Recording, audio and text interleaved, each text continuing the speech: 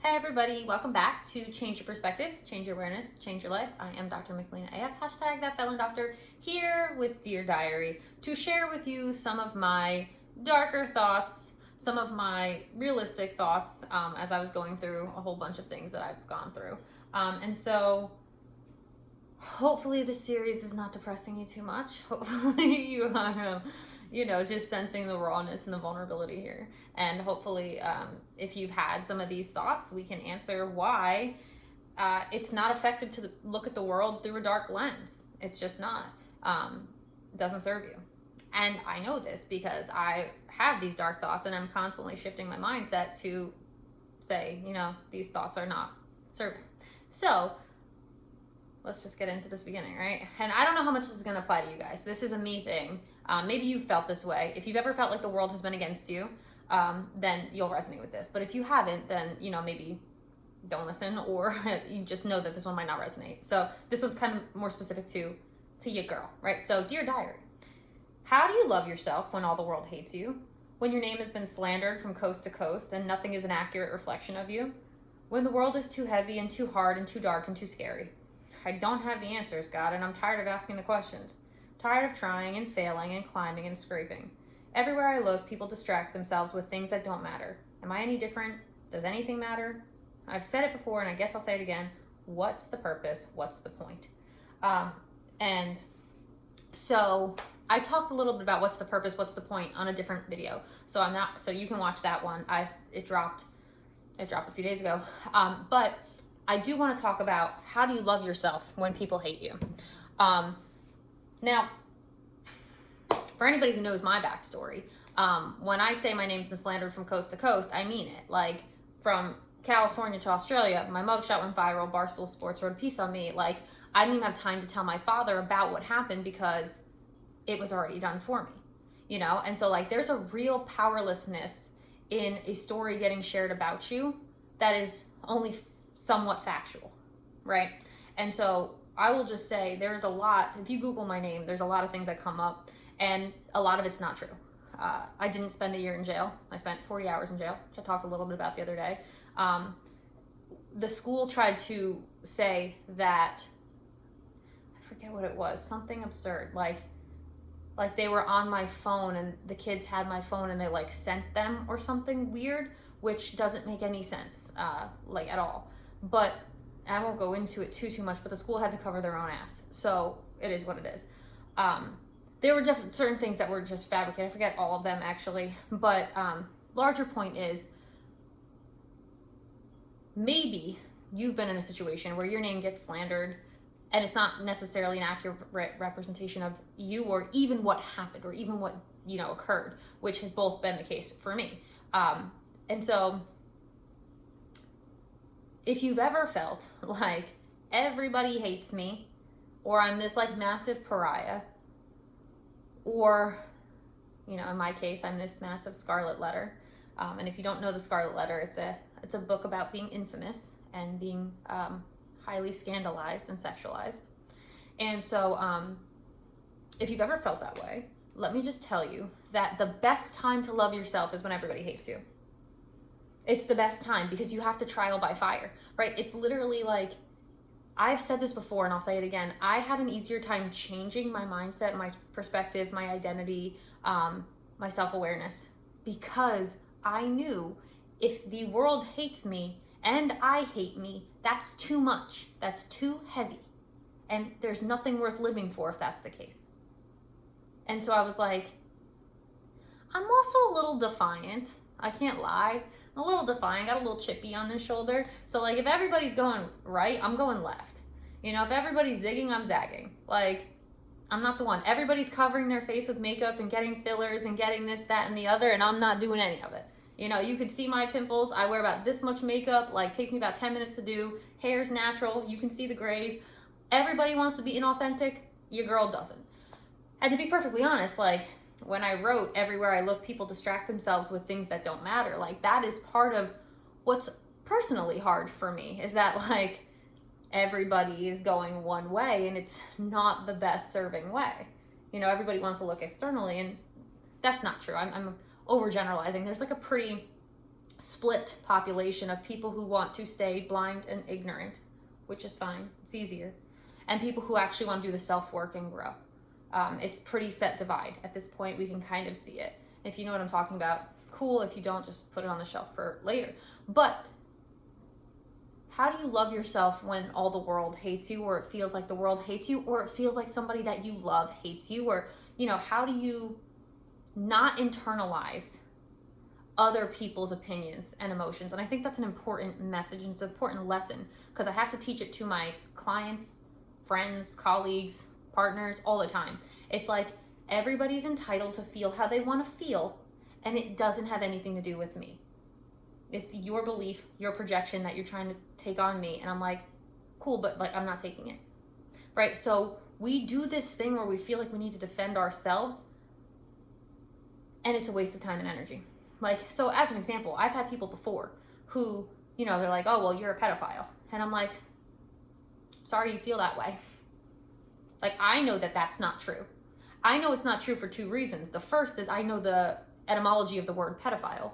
Pedo meaning child, and phile meaning lover of children. And I know me, I don't love kids. I don't even like kids, and I sure as hell don't want them. And even if I did want them, I wouldn't have them in the conditions that I'm under, because I can't have access to my own children. So no thank you. But even if I did, I don't love children. I don't even like children. And I know that to be true about myself, because when I was getting certified to teach from K to 12, the school I graduated from was like, you really should get certified K to 6 and 7 to 12. That was the Praxis 1 and the Praxis 2, which is the teaching exam in New Jersey. And I was like, no. I was like, absolutely not. Nobody wants me teaching K to 6. I have no patience for it. I'm like, get away from me. You can't talk. You can't walk. I'm not teaching you how to do it. No, thank you. You can't go to the bathroom. No, just hell no. So I only got certified 7 to 12. And I only wanted to teach high school. And in high school, I only wanted to teach 16, 17, and 18-year-olds, because they're as close to adults as possible. Right? So it's very easy for me to be like, I already know the truth of the matter. But also, I'm not going to try to convince you. If you want to think that, you do you. I don't care. And of course, the other reason I know I'm not a pedophile is because I know myself, and I know that if I wanted to have sex with that 16, 17-year-old kid, I could have very easily. I didn't want to because I wasn't attracted to him. So it's very easy for me to be like, no, not interested, thank you. It's very hard for people to understand. It actually ruined my rating on Barstool that I didn't go all the way, which I think is fucking creepy and weird. And I'm the pedophile? Get out of here, right? That makes no logical sense. However, am I going to try to dissuade anybody? No. Why in the hell would I waste my time? I know the truth, but you're entitled to believe whatever you want to believe based on whatever limited knowledge you have. And if you don't want to find out the facts, that's cool. I don't want to associate with you. And so it gets very easy for me to let the world have their opinions and not care. Because at the end of the day, if the person who has an opinion isn't somebody I want to learn from, somebody I want to associate with, somebody who's been where I've been, somebody who's going where I'm going, their opinion's invalid to me regardless. You're not, why are you advising me? You don't have what I want. You haven't been where I've been. So that makes it very easy to disregard a lot of what is said out in the world. I'm like, why? You're nothing to me right now. I love you. I wish you well. I hope that you do what you do, but your mindset is limited and mine's not. So thank you, but no thank you. And so when you feel that way, it gets very easy to navigate your internal world by your own values and standards. And that's how you learn to love yourself, because you realize what the world is saying about you, or the people or whatever, is not a reflection of you. It's a reflection of their own limited mentalities, their own inability to explore and find out more and get informed. And so what we do is, because we already hate ourselves, we agree with them. We're like, oh yeah, you're right. I'm never going to make more money. Yeah, you're right. I'm never going to find the person I want. Yeah, you're right. We should stay in the situationship. Rather than knowing your value and being like, cool, but I'm not the one for that. Right? Like, I'm not the one for that. It's very simple. And then you walk away from a thing because you're like, this isn't aligned with me. That's how you love yourself. That's how you learn to love yourself. And then it doesn't even matter who hates you. And so that's that first question, right? How do you love yourself when all the world hates you?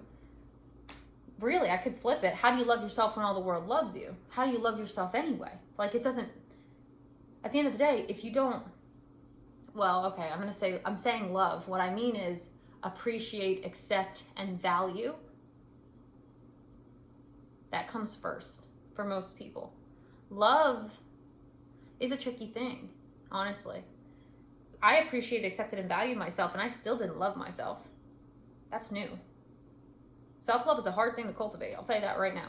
If you come from a background where you've internalized a lot of adversity or have a lot of trauma, which most of us have, which is fine.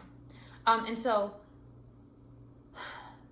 to say self-love, and really self-acceptance, self-understanding, giving yourself the space and grace to be perfectly flawed as you are, it gets really easy to love yourself and to know your worth and to be like, well, this is what I want and I appreciate our time together, but you're not serving higher level stuff, right? So with that being said, that is how the beginnings of how you learn to love yourself, is that you get very rock solid and confident on who you are, which again is easier for me in my own limited myopic perspective. It is easier to do when everybody hates you because you're put under your trial by fire, you know? And I wrote here, when the world is too heavy and too hard and too dark and too scary. Listen, guys, I was terrified to go outside when everything happened to me and the police dropped my address. I was terrified to go outside. I was like, I have no idea who's going to be crazy, what's going to happen, if I'm going to be assaulted, raped. Like, you never know. I was afraid to go to my mailbox. You know, like, my sense of safety was super, super thrown off. My sense of physical safety in the world. Because you just never know how people are going to react. You never know how people are going to respond. And I'll tell you the God's honest truth, like, ever since that happened, I've never had the same sense of safety in my reality as I had before when I was, like, naive and unknown. Like, that's another thing, like, that was taken from me. That won't get restored. It doesn't get restored, you know? And what I had to do was face the fear and go outside.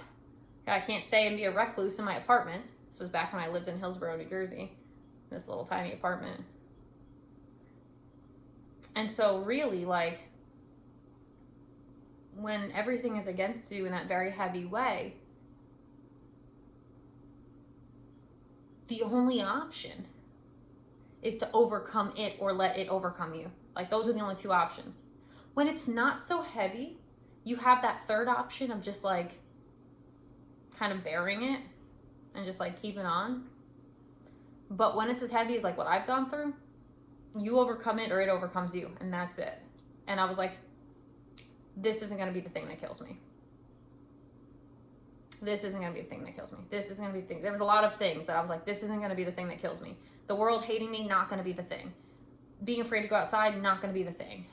Going to jail, not going to be the thing.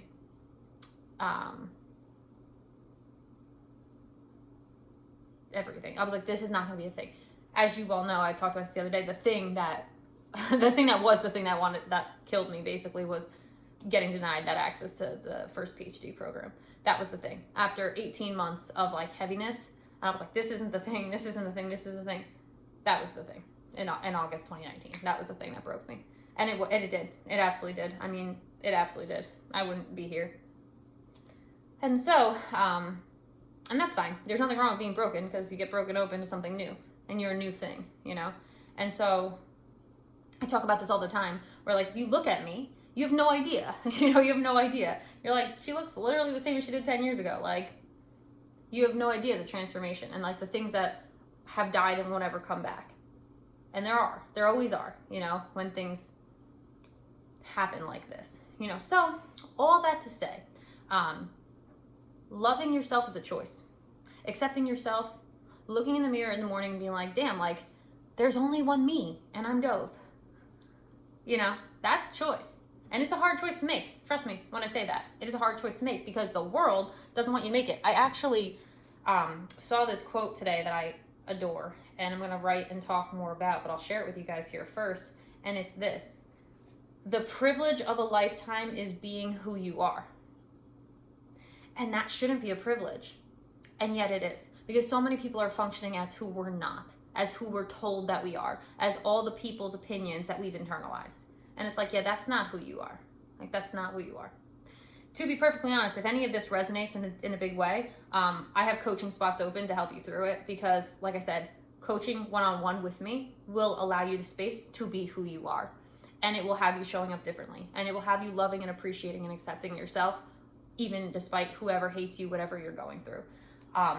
Like I said, ideally, like when you're shifting in big ways, mindset has to change, identity has to change, self-awareness has to change, and communication has to change, right? And that's all the things I coach because it's all the things I've lived, and it's all the things I've studied, and it's all the things I've worked through, you know? So like, that's why I will say, if you are interested, drop a comment, or find me on my social media and we could talk more about one-on-one coaching. There's also the school if you want to make a less of a commitment. One-on-one coaching is a time, energy, money commitment. The school is less of that because it's just a community for you to like start dipping your kind of toe in so that you can kind of see, hey, does this work for me? How do I get back to self? And so that's lower investment, lower commitment. That link is available in the description in the comments. So check that out. And then otherwise, just keep coming here for more mindset things. I hope you're liking this series, this Dear Diary series. It's obviously very raw and it's all very real. I don't lie to you guys about anything. Why would I? No point. And so I hope that is serving you on high levels. And I'm going to keep bringing it to you. If you would like, comment below, like, grow the channel, hit the bell, get notified when new things drop. And then I will see you guys on the next video.